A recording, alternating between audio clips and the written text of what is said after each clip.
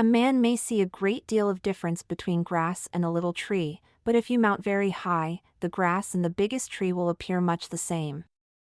So, from the standpoint of the highest ideal, the lowest animal and the highest man are the same.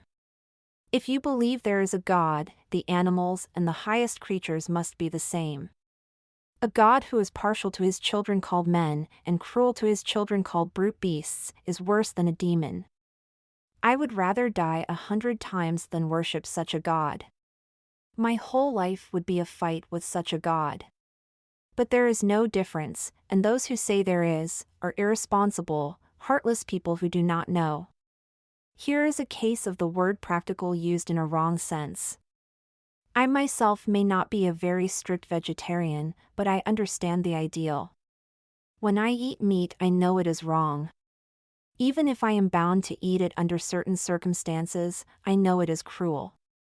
I must not drag my ideal down to the actual and apologize for my weak conduct in this way. The ideal is not to eat flesh, not to injure any being, for all animals are my brothers. If you can think of them as your brothers, you have made a little headway towards the Brotherhood of All Souls, not to speak of the Brotherhood of Man. That is child's play.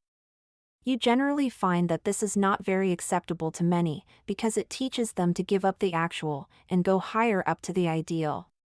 But if you bring out a theory which is reconciled with their present conduct, they regard it as entirely practical,